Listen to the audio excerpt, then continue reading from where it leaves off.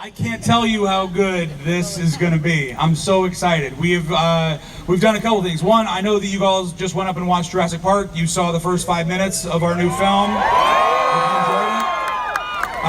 I've had the time of my life collaborating with Jay Bayona. He is brilliant. I think we have made a film that you all are going to love. I'm so excited for you to see all of it. But we are not here to talk about that. We're going to here to talk about Jurassic Park. I'm a deep fan of this. I love this. I love this movie. I saw this movie when I was 16 years old, and it was the first time that I'd openly defied my parents. I snuck out of my house and I put the pillows, under. I know you've done it. And I walked down because my friend was the projectionist at the movie theater, and he had to run it the night before. And so I got to sat in an empty movie theater all alone, and I watched this movie by myself as he ran it from the projection booth behind me. Yes, it changed the way that I looked at cinema. It changed the way that I looked at science, at paleontology, at our relationship with the Earth and with the planet, and so many of the ideas that we're working with now in the franchise. But all of the people who are going to sit here are legends to me, and I know they're legends to many of you, if not all of you, and I'm so excited to bring them out. The first one is one of the preeminent paleontologists in the world. He has been a consultant on this franchise from the very beginning, Jack Horner.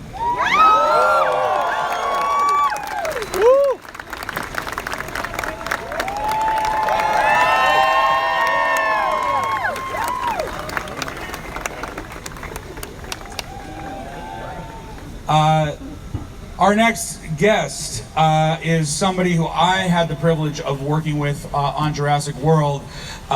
He has been involved with special effects and visual effects and creature modeling and animation for the very beginning. He worked on Star Wars, he worked on Willow, on Starship Troopers, on things that we all love, not to mention Jurassic. Phil Tippett.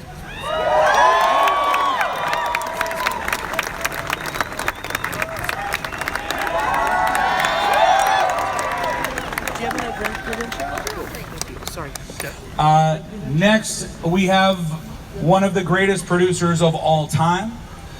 He produced Raiders of the Lost Ark, the Bourne franchise, every Amblin movie that you loved, Goonies, Back to the Future, all of it. Jurassic Park. Frank Marshall is here.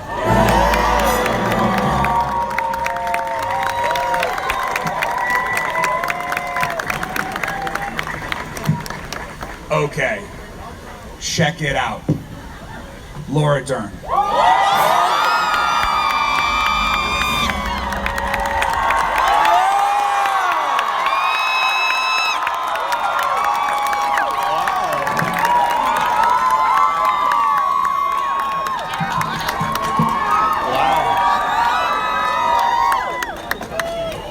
All right. So last night I had a bunch of questions and I sort of set them aside and we had a bit more of a conversation, and that's what I would like to do tonight. Let's you got the clever girl shirt. That's cool. Let's just talk about just from the very beginning. There was a moment in all of your lives when Steven Spielberg approached you and said, "Look, we're going to make this dinosaur movie." And as a paleontologist, when someone said, "We're going to make a movie where they bring back dinosaurs and they're here with us in the modern world," what was that conversation like? I don't know, he just called up one day and said, "Would you like to work on a movie?" Said yes. Steven Spielberg. Yeah, I said yes. I don't want to move. He wanted me to make sure that the dinosaurs were as accurate, could be as accurate as they could be based on the science we had at the time. And he asked me to work with Stan Winston and his group and ILM and Phil and see if we could make dinosaurs look real. And I don't know, we kind of did, I think. Phil, do you have a mic? Hold on, man. We have an extra one. Let's make sure he's got you. I have three. What? Well, look. When Steven said, "Look, we're gonna make dinosaurs," I know initially you were talking about doing them as go motion animated creatures, and maybe you could talk a little bit about the transition from. Well, actually, the first call I got was from Kathy, who said, we want to make this dinosaur movie, and we'll send you the galleys, but here's what we want to do. We want to shoot the dinosaurs practically as much as we can, because Steven had gone to Universal City or something and seen like a bunch of stuff that gave him the hope that maybe you could make a bunch of mechanical dinosaurs. And that was the path that Kathy was on. I was like, man, I don't think so. And, why not? It was like, well, I don't have a good answer for you, but it's kind of like the same reason we can't have golf courses on the moon. It just, it doesn't, that can't happen right now. So it's going to have to be a mix of a bunch of conventional things. And one thing led to the next, and we were going to do everything very conventionally with high-speed miniatures and the latest stop motion, go motion technology that we had. And then everything came unmoored and the digital revolution happened, and I was dragged into the future screaming and yelling. Do you remember that moment? I do. Okay, tell us. I do, and when Phil's talking about the galleys are what they call the book before it's a book. And Michael Crichton had brought this book to us at Amblin, and Steven loved it and said, let's go make this movie. And that's when Kathy then started bringing together the creative components to do that, and one of them was to call Phil and ILM and Stan and all the rest of us, and we started doing a budget and a schedule and starting to put this together. Laura, when we were up, we're up here, we've been looking down at you guys having fun down here. We watched these raptors come out, and when it happened, you had like an actual physical reaction where you're like, I can't deal with it. Like it felt too real for you. Do you remember when the very first time when you had to either pretend to be looking at a dinosaur or you really were staring one down? Like, what was that like? Well, yes, I was in trauma just above this experience, and our friend said, you can be with the raptors, like there's a virtual reality. I was like, I did the virtual reality. I don't need to have that experience. But I will never forget it, and I think it was extraordinary. As people ask always what this experience was like the first time we made the film, it felt like this pioneer indie movie, because we were all there and these brilliant inventors were coming up with something that had never been done before, some of which was right in front of us thanks to Stan Winston, and some of it we had to imagine, and it was extraordinary. Sometimes we didn't know we were doing. Not that an X on a piece of paper isn't terrifying, and sometimes there was a raptor chasing us, or a tennis ball. Yes, true, of course.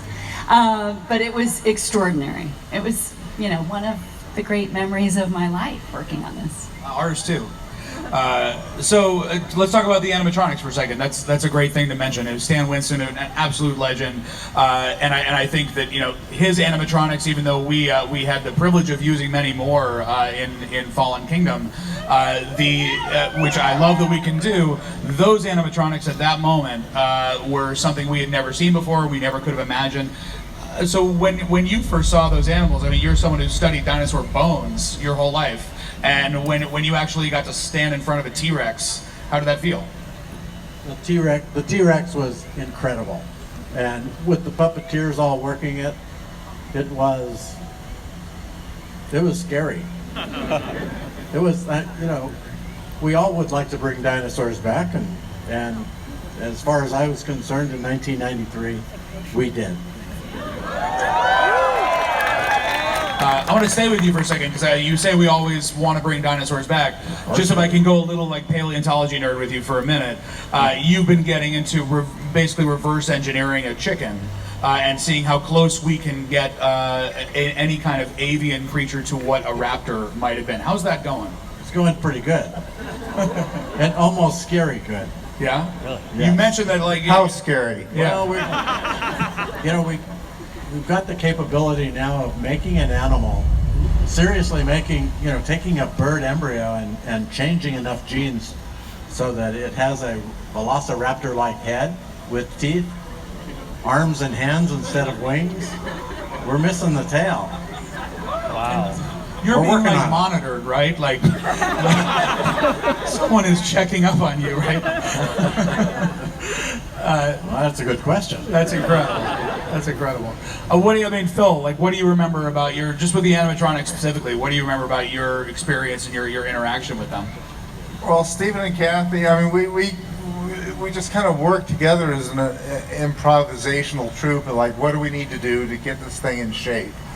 And we came up with this idea of what we need to do with the technology we've got right now is to create a Bible of behavior and movement.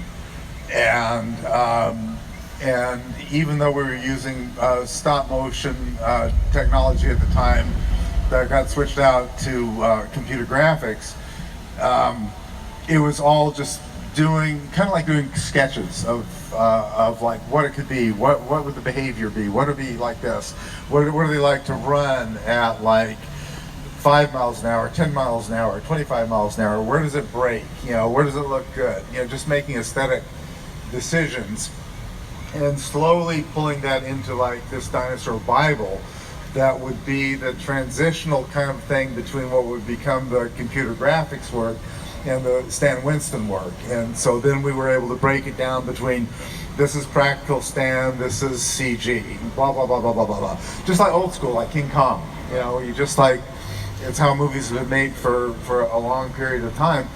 And then the great thing that they insisted on was once we had this stuff, on film, that the most important thing about the dinosaurs to begin with in terms of their character were their voices.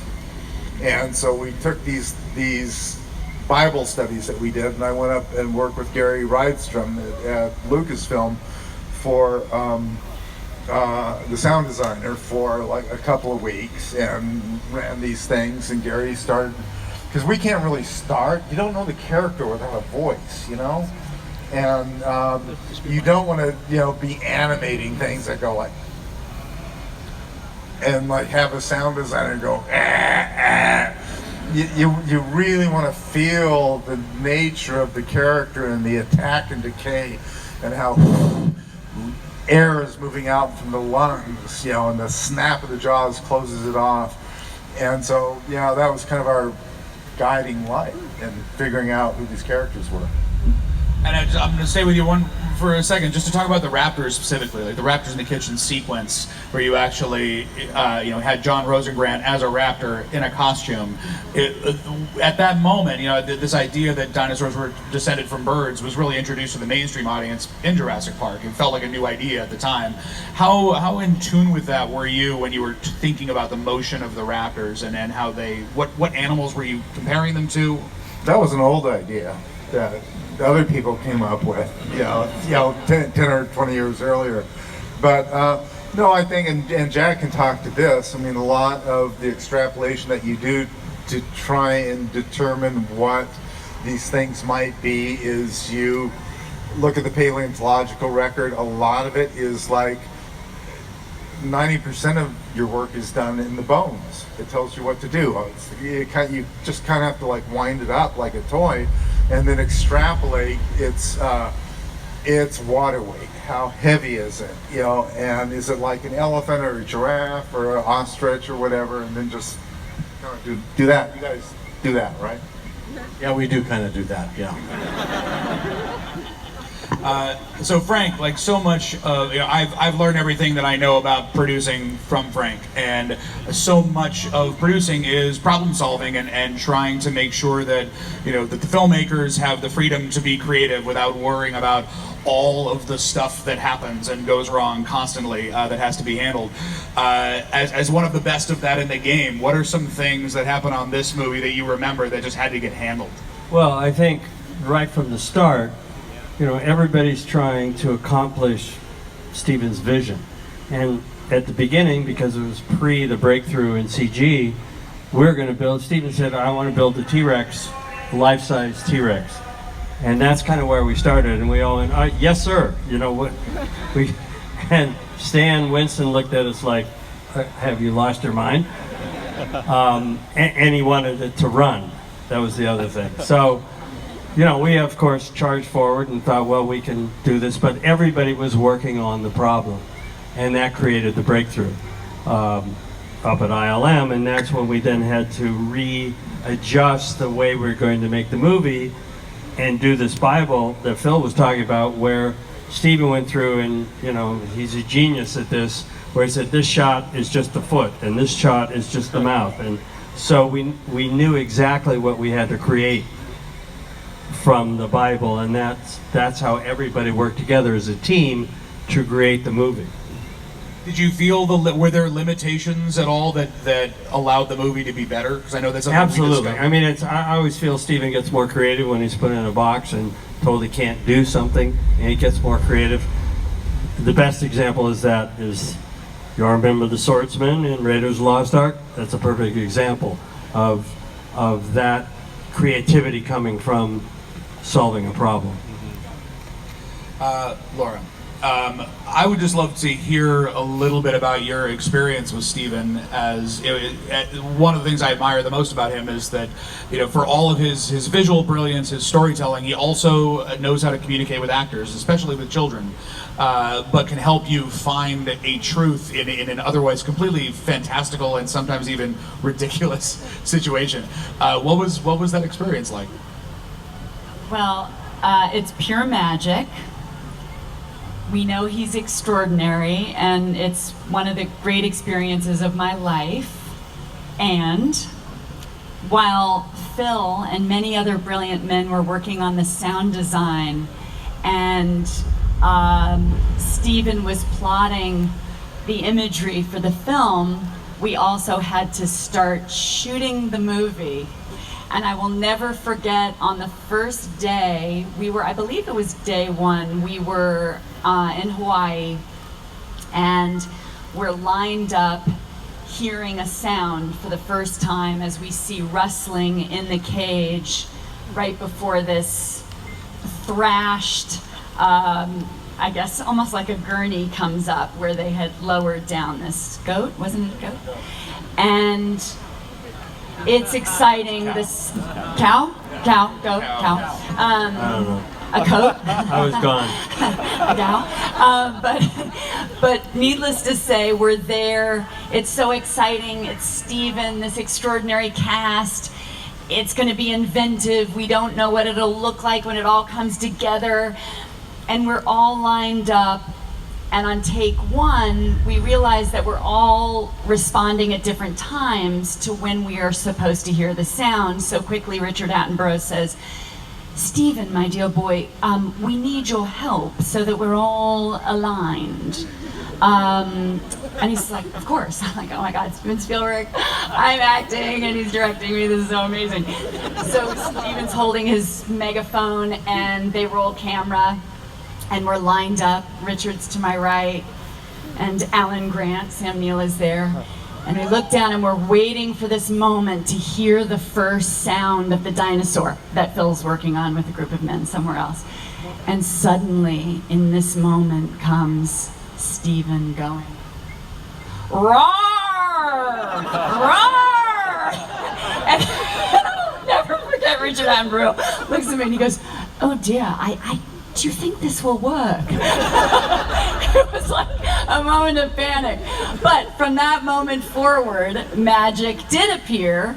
And I have to say, speaking of the animatronics, on the day that I walk through this field and see that Triceratops, I genuinely started crying. It was one of the most beautiful creatures I've ever seen in my life. And watching the breath, its eyelids, its tongue, its mouth, I mean, the way it was moving and reacting, it was working with this extraordinary being. It was just mind-blowing. But day one was a little tricky. That was a little interesting. I think an obvious question that I'm sure we asked all the time is, did you ever think that this movie was going to be, as big as it was? But I have a much more specific question for you as a character. Did you imagine when you were playing Ellie Sattler that character would go on to be one of the most iconic women in the history of film, and somebody who the character is so important to so many? Did you have any idea? Well, Steven did say the first time we met to talk about it, it was like, this is a movie with dinosaurs, these things are going to happen, this is maybe different than a David Lynch movie, but I'm just going to say this, we are going to invent a feminist that no one will forget. And I was like, oh, okay, that sounded amazing. And it's, an incredible privilege, thanks to this gentleman here and all the others involved, to have been part of it, and to watch how Ellie and these characters live on. It's very exciting. Question for you, sir. I think all of us in our different fields tend to learn through mistakes, through errors that happen, and then you find some kind of solution and end up being better than anything you could have imagined. In your line of work, when it comes to consulting, it doesn't, you're science-based. There's not a lot of room for mistakes, and yet there were interpretations of what you felt dinosaurs should be, based on your understanding of them from digging them out of the ground with your bare hands. He actually mentioned, I said that we were going to be going to the Smithsonian to go deep in and look at all of the fossils, and some that haven't even been identified yet. And he said, well, when you see the T-Rex, that one's mine. Which very few people can say. But I'm just really interested in hearing from you on the difference between dinosaurs as you understand them and the dinosaurs as they were represented in the film. Well, first off, Steven and I had a lot of conversations about what dinosaurs could do and what they couldn't do, and occasionally he took my advice. The cool thing about paleontology is all of the animals that I work on, including the Tyrannosaurus Rex, are dead. They're just skeletons. We don't really know that much about them. We do a lot of science and we guess a lot, but Steven had a kind of a thing where he said, if you know for sure that something is wrong, I will fix it. But if you don't know for sure, if scientists don't really know, then I'm going to do whatever I need to do to make a good movie. And I thought that was pretty cool, actually, because I do the same thing in science, right? Yeah, Jack actually busted me in front of Spielberg one day because I had done some tests where I was thinking, okay, well, the Crichton thing, they steal frog DNA and whatever. And so I'm looking for an acting trope for the raptors. What would be really cool as a thing, as a beat, is to give them a lizard tongue that snakes out and tests the air. And it's this is really a cool looking thing. And so I brought it in and Jack said, that would not happen. They are birds, they are not lizards. And I'm like, oh, come on, Jack. This is DNA sorcery bullshit. But Steven was very adamant at saying, no, you know what, I really want this to be, I don't want to play, and you've got to get to this point with the director sooner than later. What are you doing? And it answered the question. It was I want these to be animals, not monsters. And I want them to be sanctioned by the paleontological community. That's what we're doing. It was I got it now.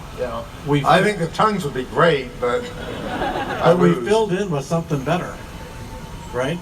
What? So what we filled in with was the raptors coming to the window and snorting and fogging up the window, which only a warm-blooded animal can do. Didn't know that. And the tongue thing, I think I can see his wheels turning already. It's I think, and Steve and I have talked about this a lot. It seems like the rule that we've ended up with on all of these movies is, at least for me, is I don't want the dinosaurs to do anything that another animal that currently exists couldn't or wouldn't do.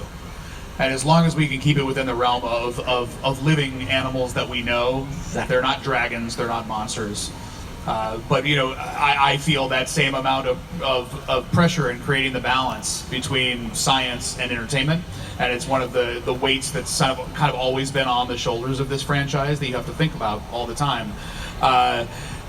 Frank, I was mentioning mistakes, and I think some of the kinds of not really errors, but unexpected things that happen on movies are weather, storms.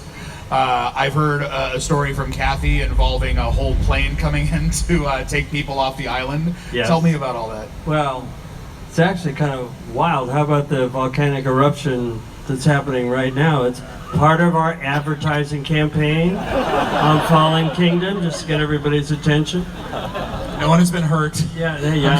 Please. Evacuations have happened. Good. It's all good. It's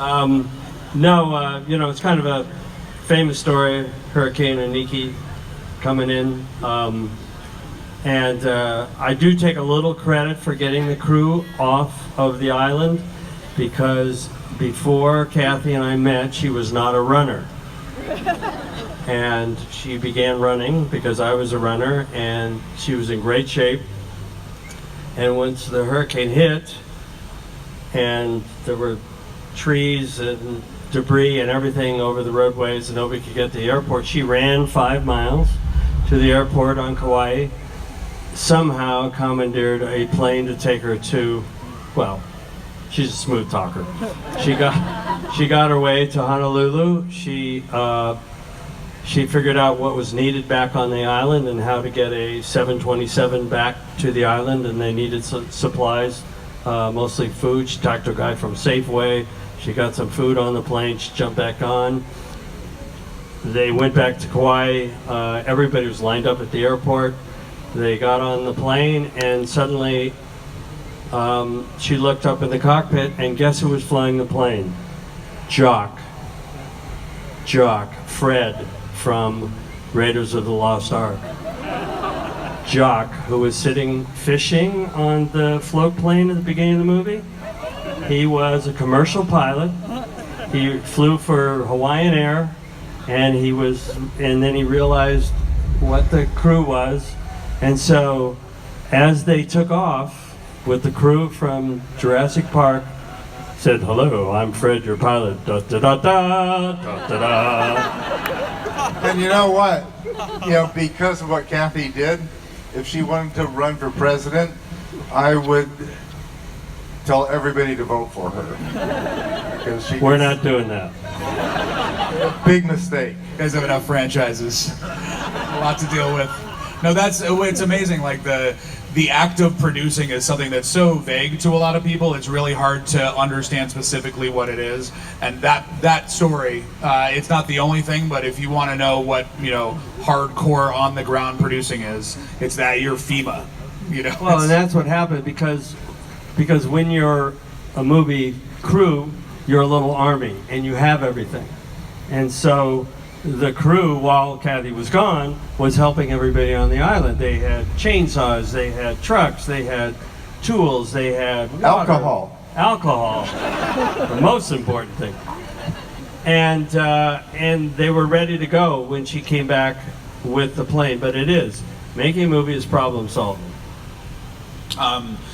To stay on the hurricane for a second, tell me about the experience of the actors, because that's, if you have given yourself to a character and you're that person, to suddenly realize, and you've been pretending to be in danger, to have to shift into being an actual danger.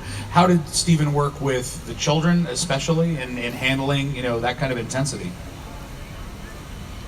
Well, it was incredible. We all actually ended up in a small conference room. Yeah, like a ballroom. Yeah, together, going through the experience, which was, horrific. None of us will ever forget it. The ceiling collapsed. The ceiling collapsed and we had to move to one corner of it. We were ultimately below sea level. We've all now processed, which was terrifying. And somehow got through it, thank God, obviously. I have to say my strongest memory, as an aside, which speaks to everything we all love about Steven the filmmaker, is that we sort of got paired up at the end of the hurricane in order for everybody to kind of keep track of each other. And our crew was extraordinary. These guys went out with everything they had to help. And then Communities generators. They had and generators, which were able to power the and hotel. cutting down trees so people could get through, EMTs and everything. I mean, it was pretty amazing to watch everybody work together for the island of Kauai. And then that first night we were paired up, and Steven, just because we had time to kill, and this just makes me so, I just love this so much, I guess was bored and can't stop directing. He had a flashlight. We had a little emergency kit, and he had a flashlight in it. And he goes, "Laura, come here." And he puts me in front of the mirror of the bathroom in this tiny room with like one section of the hotel had been untouched. And he stands me in front of the mirror with the flashlight, and he goes, "Okay, love story, horror film. Love story, horror film," and starts lighting me. And he's like, "Okay, say this line." And I'll be like, "Yes, my dear." And he's lighting me as though, and then he gives me a scenario, and he's like, "Okay, the dinosaur's coming." I was like, "Oh my God, you cannot stop directing, even in the middle of an emergency." I thought it was the most amazing thing ever. But he was always at play and always an inventor, and I think somehow that kept such calm for everybody. And as well, he was, I think, the last voice on the radio. Remember that? To Los Angeles, they had NPR or something. Do you remember? And he was on the radio, and then it cut out, and everybody didn't know what had happened, and it was quite terrifying. But we were incredibly bonded. It was an amazing experience to go through something like that. He would as a send group. guys out, the doors of the hotel. Into the storm. In the storm, and some of the shots are in the movie, Yeah, right? Of yeah. the breakwater and all that stuff, and there would be like, it was like a fucking hurricane. And there would be these giant pieces of aluminum that were like razor blades, 4x8 sheets going blah, blah, blah, blah, blah, blah, blah, blah, through the air, and they would be out there like grabbing stuff. No, and it was the day before they would finish. There was one day left, and they didn't make it. They had to come back to finish. Pretty amazing. That's incredible. So like, you go through all of this, and, going through any movie, like it is an ordeal. You're pushing a giant boulder up a hill, and yet you get to the end of it, and now here we are 25 years later, and you're looking out at all of these people who genuinely love this thing that you all created over the course of that experience. What is it that made this movie, beyond most all other movies ever, create this kind of love?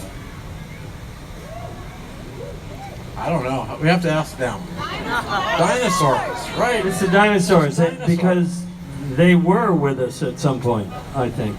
That's what makes a difference. It's science fact fiction that we're creating now. But you know that guy was here one day. And that's, I think, what, and there's the science of it and the paleontology that we all learned in school. And it's cool now we get to see them actually tell the story. And the magic of that experience, of us coming up to the crest in the Jeep, and just like you, the cast, we had a screening with Steven and Frank to see what we were actually seeing there. And the first time, like you, that I saw what they had invented, we were all in tears. It's the most beautiful, extraordinary image I've seen in a movie. I was so moved by it. So it was such a blessing to be part of what everybody worked together to invent, because as you all say, that's what we all were in love with. We got really lucky, to have Steven there, but when you've done enough of these things, you actually never really know until it's all glued together.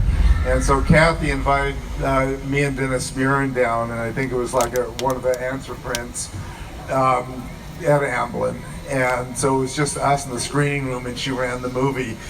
And she goes like, "What do you think?" And I go, it's not terrible. And she goes, that's what I thought, too.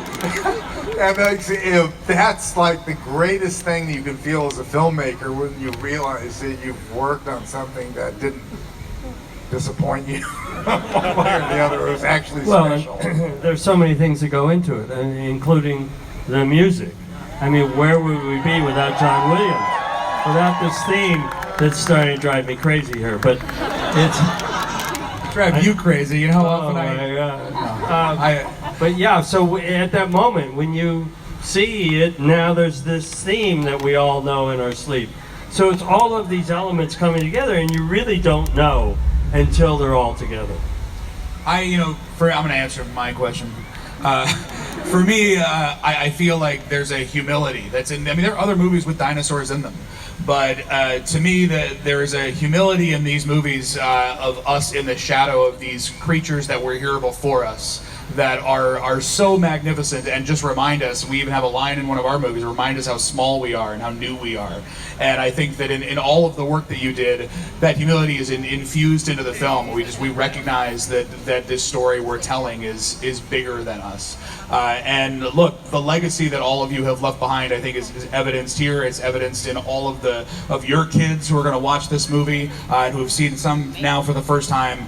It's humbling for me to be up here with you. So thank you so much for coming and sharing all of this. Thank you guys. Thank you guys.